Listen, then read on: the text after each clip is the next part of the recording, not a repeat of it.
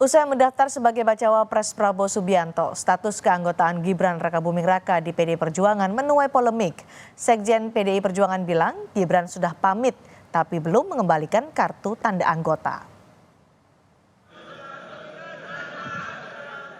Meski sudah menjadi bacawa pres Prabowo Subianto, status Gibran Rakabuming di PDI Perjuangan masih jadi perbincangan. Sekretaris Jenderal PDI Perjuangan Hasto Kristianto mengisyaratkan Wali Kota Solo itu sudah tak lagi di PDIP. Hasto menyatakan Gibran telah berpamitan pada Ketua DPP PDIP Puan Maharani.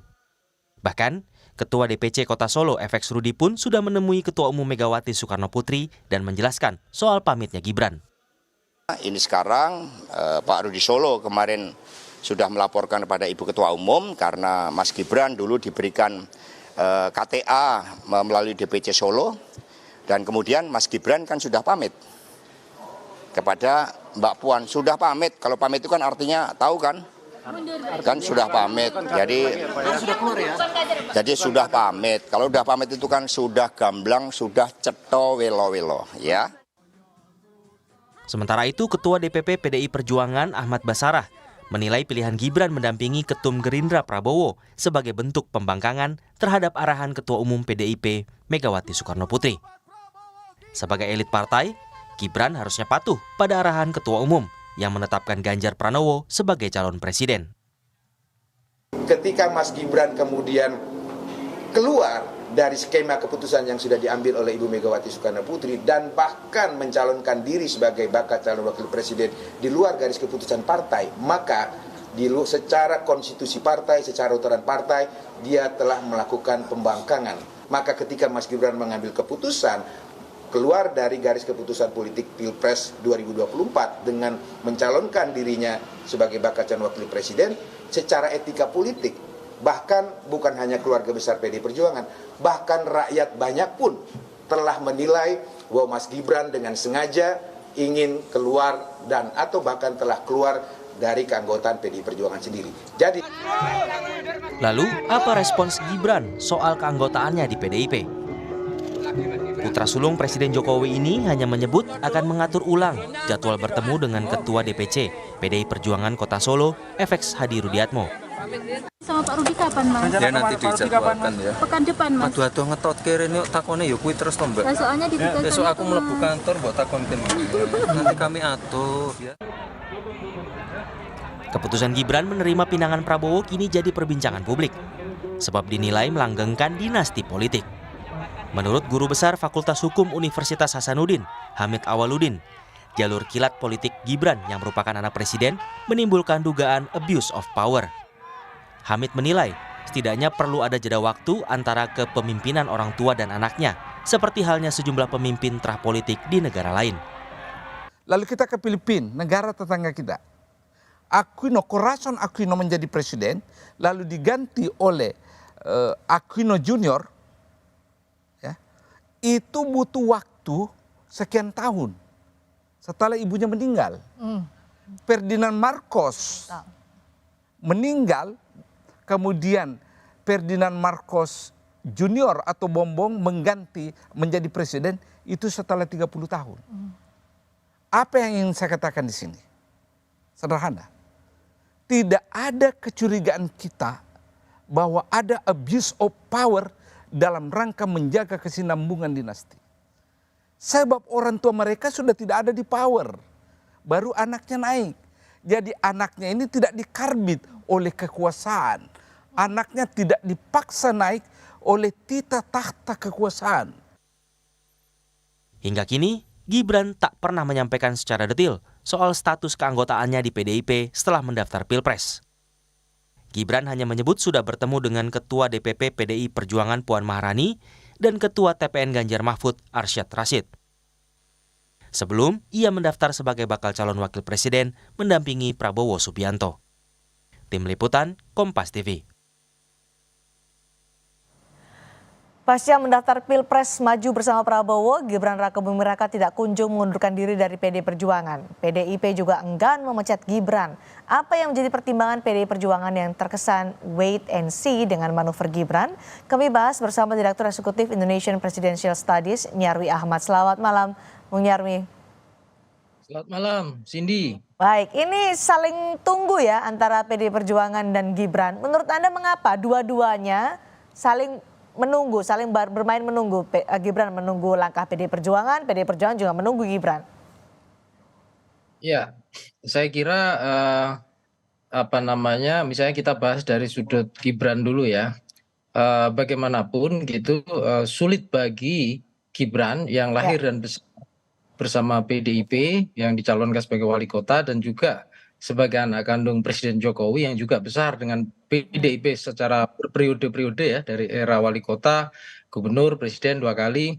Sehingga saya kira juga itu menjadikan ya keberadaan PDIP saya kira faktor penting ya ya, yang susah dilepaskan juga karena publik juga tahu ya Cindy soal bagaimana dukungan PDIP saya kira kepada para tokoh yang dari keluarga Pak Jokowi ini, baik Pak Jokowi maupun Gibran maupun menantunya.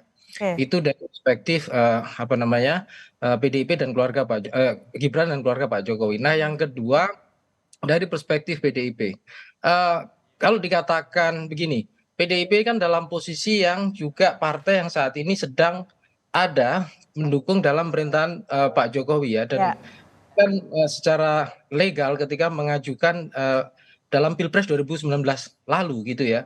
Jadi saya kira PDIP ini juga punya tanggung jawab sebenarnya dan masih sayang kepada Pak Jokowi saya lihat ya dan keluarganya sehingga tidak sampai hari ini tidak ada ketegasan. Tetapi juga tentu ada faksionalisasi di dalam PDIP sehingga kita dengar tadi ya bahasa-bahasa sarkasmenya ya ya. yang disampaikan dari Pak Sekjen, Mas Basarah soal dinasti politik misalnya Nepotisme begitu. itu juga dibangun oleh PDI Perjuangan soal itu. Apa maksudnya? Nah, saya kira begini, dengan statement yang seperti itu, saya kira PDI Perjuangan itu menegaskan hitohnya sebagai partai populis, Hmm, ya.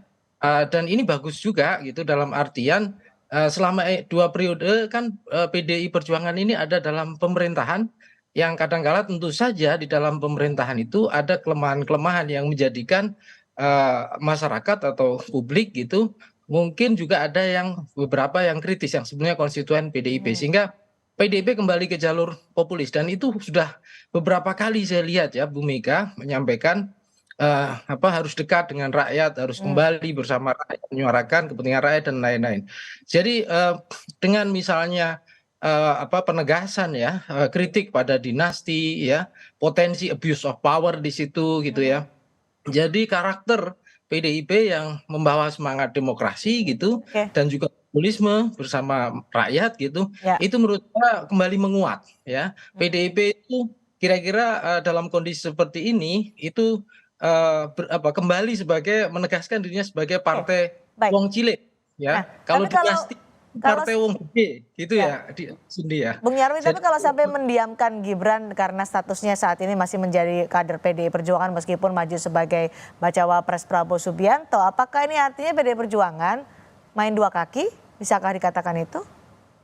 ya, saya kira kita bisa lihat ya di PDIP itu belum ada tradisi pasca baik masa Orde Baru PDI Perjuangan ya setelah masa Orde Baru maupun akhir ya kemudian pasca reformasi kita belum lihat itu ada tradisi PDI Perjuangan itu 2 kaki bermain 2 kaki.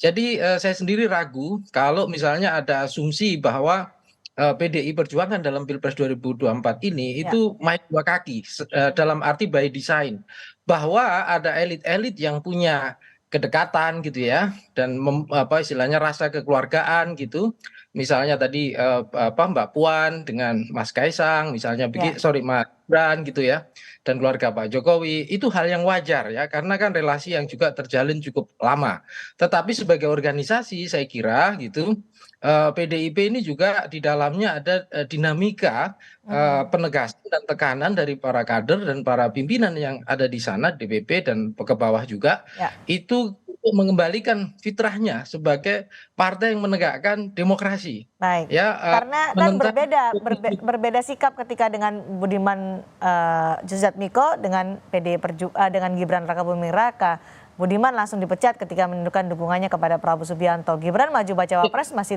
diam Betul, saja. betul. Ya, ini yang saya kira PDIP itu memperlakukan ya Gibran dan keluarga Pak Jokowi sebagai kader yang istimewa. Satu sisi mungkin juga mengapresiasi ya, Cindy, bahwa Pak Jokowi itu kader yang berhasil ya, Oke. luar biasa ya prestasinya juga. Tapi sisi lain ini kan terkait dengan pilihan dan sikap politik ya menjelang Pilpres ya, Ya. yang saya kira juga pelan-pelan kan juga kita muncul, kita dengarkan itu muncul kritik-kritik juga kan dari nepotisme, kemudian beberapa hal juga terkait aturan-aturan partai gitu ya. Nah, cuma tadi yang menarik tadi ya, Cindy, itu kan tadi Pak Hasto menegaskan sudah pamit. Nah, pamit itu artinya bagaimana? Apakah misalnya bahwa seseorang itu kan kita lihat kembali aturan-aturan Ya. di partai tersebut kan, apakah mengundurkan diri sifatnya gitu, Ya. atau pamit bisa dilakukan secara lisan? Kalau seperti itu secara lisan berarti semua orang bisa juga kan gitu. Ya. Nah, tapi kan ini saya kira juga gini ada konsekuensi. Setiap partai itu kan mau tidak mau ya, itu kan punya aturan organisasi ya. Baik. Nah, juga membangun tradisi kepartean yang baik bagi sebuah partai di Indonesia, dan saya kira tentu saja ya PDIP sudah selayaknya gitu ya menegaskan dirinya tidak hanya kembali sebagai partai populis, partai wong cilik Oke. gitu ya, tidak terjebak dalam sirkulasi kepentingan partai wong gede atau kaum dinasti dan elit. Nah, ini bagus juga saya kira gitu untuk katakanlah keberpihakan. Cuma keberpihakan itu juga harus diwujudkan secara nyata ya. Ya. Nantinya gitu tidak hanya pada konteks Pilpres tapi juga pada semua elemen misalnya dalam konteks pileg untuk para Baik. kadernya dan ketika mereka nanti menjabat atau sedang berkuasa di parlemen juga. Saya kira itu Cindy ya. Baik, Bung Nyarwi, jadi kalau ini PDI Perjuangan pasif diam saja ketika Gibran masih menjadi kader tapi menjadi bacawa pihak lain, Gibran juga diam tidak mengembalikan KTA-nya. Siapa yang diuntungkan, siapa yang dirugikan dalam kondisi ini? Ya, saya kira kalau pendiaman dan kemudian ada muncul rasa kekecewaan ya, ketidakadilan dalam perlakuan, itu juga bisa mengguncang ya soliditas dan solidaritas yang terjadi pada kader-kader PDIP. Dan Oke. kalau itu yang terjadi gitu ya, mesin politik yang kita kenal luar biasa militan, misalnya dari apa kaum banteng ini, itu juga bisa apa namanya kekuatannya bisa menurun Oke. ya, bahkan potensial untuk bisa drastis rontok gitu ya. Nah, ini saya kira juga memang tugas berat bagi para pimpinan ya di PDI Perjuangan untuk kembali mengkonsolidasikan dan juga Baik. menunjukkan demokrasi internal di partai itu juga berjalan. Selain bahwa apresiasi, rekognisi ya itu juga dilakukan. Jadi memang dalam organisasi kan biasanya ada reward and punishment kan, Cindy. Dan itu hal yang wajar gitu loh. Nah, penegasan-penegasan saya kira itu juga penting dilakukan Oke. ya untuk katakanlah membangun kembali konsolidasi partai dan menegaskan posisinya partai Oke. PDIP ya dalam Pilpres saat ini terkait dengan munculnya blok koalisi yang mendukung Prabowo Apakah Gibran. apakah situasi ini juga akhirnya bisa dikelola oleh rival politik untuk dimainkan juga, menyerang begitu, Bung Nyarwi? Ya, semua potensi itu terbuka ya, Cindy ya.